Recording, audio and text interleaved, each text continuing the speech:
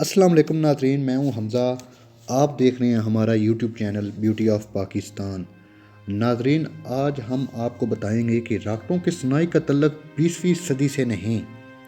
قدیم چین کا تاریخی ریکارڈ بتاتا ہے کہ ابتدائی بارود پوٹاشیم نائٹریٹ، سلفر اور کوئلہ بارسوں سے بھر کر انہیں فضا میں بلند کیا جاتا تھا۔ چینیوں نے ایسے کثیر مرحلہ سکائی راکٹ بنائے جن میں سے مختلف رنگوں کے شعلے پھوٹتے تھے۔ یہ آج کی مشہور فائر ورکس فیملی گروہ اس کی ایجاد کردہ آتش بازی جیسا مظاہرہ کرتے تھے۔ یہ ٹیکنالوجی بدقسمتی سے جنگی ہتھیار بنانے کے فن میں تبدیل ہو گئی۔ اسی نے توپوں اور رائفلوں کو وجود ضروری بنایا۔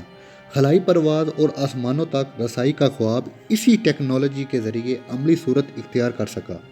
19ویں صدی کے آخر میں جیولز وارن نے اپنے سائنسی کہانی from the earth to the مون میں اپنے بہادر مہمجوؤں کو ایک بڑی توپ کے ذریعے ایک بڑے گولے میں بٹھا کر خلاؤں میں پہنچایا۔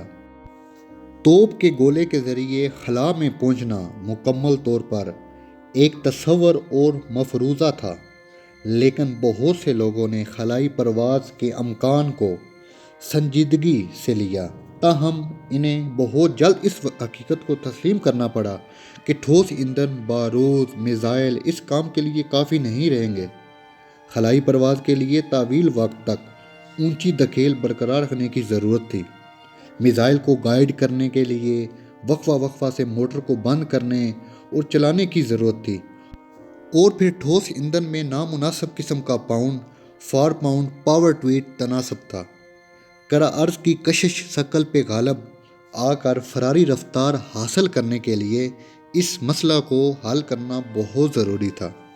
اولین کامیاب سیال ایندھن موٹروں نے تقریباً 5 لاکھ ہارس پاور کی دھکیل راکٹ کو مہیا کی، جبکہ اس کا وزن آدھا ٹن سے بھی زیادہ تھا۔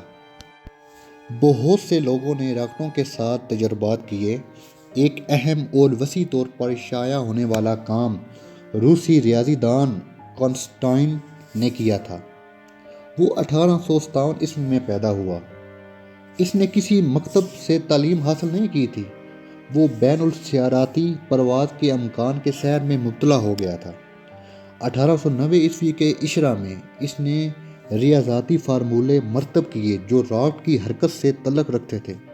1903 میں اس نے اپنا کام شائع کیا، جس میں نہ صرف ریاضیاتی تھیوری تھی بلکہ خلائی سیاروں، خلائی لباس، بلکہ خلا بازوں کے لیے جیسی تجاویز بھی تھیں جنہیں بیرونی خلا میں بے وزنی کی حالت میں استعمال کرنا ضروری تھا۔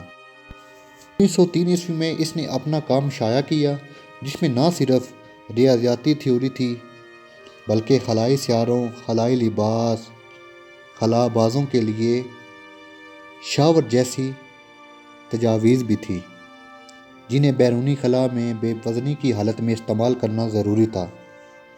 سیال ایندھن کے استعمال کے لیے بھی واضح قسم کا استدلال پیش کیا گیا۔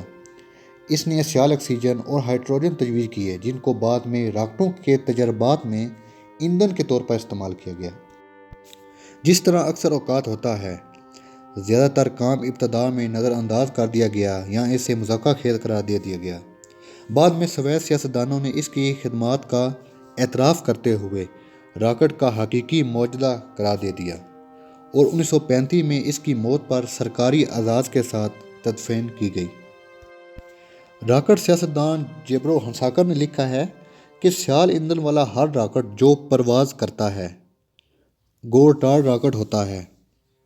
رابرٹ ہچکنسن گوٹارڈ نے 1920 میں راکٹ سازی میں مرکزی مقام حاصل کر لیا تھا، اور آج تقریباً سبھی لوگ اسے خلائی دور کا بانی کہتے ہیں۔ وورسیسٹر میساچوسٹس بھی 1882 میں پیدا ہونے والا گوٹارڈ ایک خراب صحت کے ساتھ پروان چڑھا۔ وہ عموماً بستر تک رہنے پر مجبور رہتا۔ اس نے ایچ جی ویلز کے وار آف دی ورلڈز جیسے ناول پڑھے، اور راکٹوں اور بیرونی خلا کے بارے میں معلومات میں دلچسپی رکھتا تھا۔ یہ کلارک یونیورسٹی میں فزکس میجر کی حیثیت سے اس نے راکٹ کی اچھال کے بارے میں بنیادی تحقیق شروع کر دی۔ ابتدا میں اس کا کام ٹھوس ایندھن کے حوالے سے تھا، لیکن وہ جلد ہی اس نتیجہ پر پہنچا کہ صرف سیال ایندھن رکھنے والا راکٹ ہی خلائی پرواز کی ضروریات پوری کر سکتا ہے۔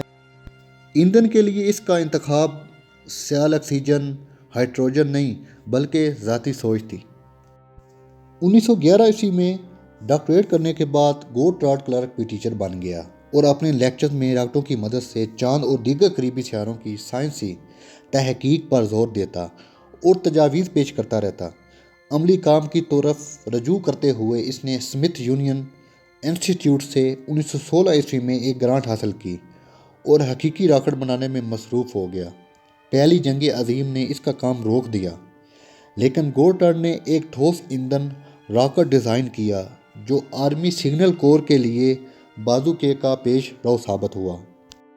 روز ویل میں گورڈارڈ زبردست پیش رفت کرنے میں کامیاب رہا۔ سب سے اہم گائرoscope اسٹیبلائزنگ ڈویش اور گردشی توازن گر آلہ تھا، جس نے اس کے راکٹ کو فوراً زمین سے بلند کیا اور عموداً فضا میں لے گیا۔ اس نے ایک پیراشوٹ ریکوری سسٹم بھی وضع کیا تاکہ راکٹوں کو دوبارہ حاصل کیا جا سکے۔ یہ طریقہ کار آج بھی رائج ہے۔ 1930 کے عشرہ کے آخر میں اپنے چھوٹے سے عملہ کے ساتھ، جس میں اس کی بیوی فوٹوگرافر کی حیثیت سے شامل تھی، گورڈارڈ 7000 فٹ کی بلندی تک درست طور پر اپنے راکٹ لانچ کر رہا تھا۔ یورپ میں دوسری جنگ عظیم چھڑنے پر گورڈارڈ نے کوشش کی کہ امریکی حکومت اس کی ایجاد میں دلچسپی لے، لیکن بدقسمتی سے حکام نے زیادہ دلچسپی نہیں لی۔ گورڈارڈ نازی جرمنی کی ترقی کے بارے میں جائز طور پر تفتیش میں مبتلا تھا۔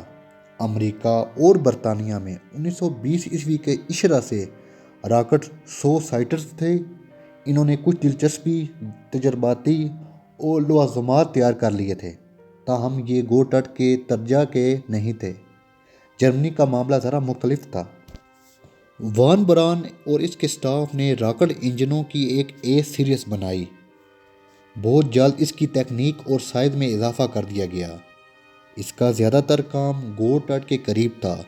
ستمبر 1944 میں V2 ٹیربیم برطانوی جزائر کے خلاف استعمال کرنے کے لیے تیار تھے۔ جرمن جون 1944 میں برطانیہ والیوم 1 سے حملے کر رہے تھے۔ یہ جیٹ پاور بانورا کسی طیارے کی طرح تھا، اگرچہ خوفناک ہتھیار تھا، لیکن اتنا سست کہ برطانوی آرٹلری اور لڑاکا طیارہ اس کی مزاحمت کر سکتے تھے۔ گورڈارڈ نے دوسری جنگ عظیم کے دوران اناپولس میں کام کیا اور بحریہ کے طیاروں کے ٹھوس ایندھن کی مدد سے ٹیک آف یونٹ ڈیزائن کرنے میں مدد دی۔ ناظرین، 1945 میں اپنی موت سے پہلے ایک V2 دیکھنے میں کامیاب ہو گیا۔ وہ اپنے ڈیزائنوں سے اس کی مشابہ بہت اور سائز دیکھ کر حیران رہ گیا۔ گورڈارڈ کے پاس 265 اسناد ایجاد اور سیال ایندھن راکٹس تھے۔ 1960 میں امریکی حکومت نے اس کے ادارے کے لیے $10 لاکھ کی خصوصی رقم مختص کی تاکہ راکٹ ریسرچ پر اس کے آئیڈیاز پہ کام کو آگے بڑھایا جا سکے۔ ناظرین، اس کی خدمات کی بہترین شہادت وان بران کا بیان ہے۔ اس نے 1950 میں گورڈارڈ کے پینٹسٹس دیکھ کر کہا تھا کہ گورڈارڈ سب سے آگے تھا۔ اور آخر میں اسی ویڈیو کے ساتھ ہمیں اجازت دیجیے۔ اگر ویڈیو آپ کو اچھی لگی ہو تو لائک اور سبسکرائب کریں تاکہ ہر آنے والی ویڈیو آپ کو مل سکے۔ اللہ آپ کا حامی و ناصر ہو۔ اللہ حافظ۔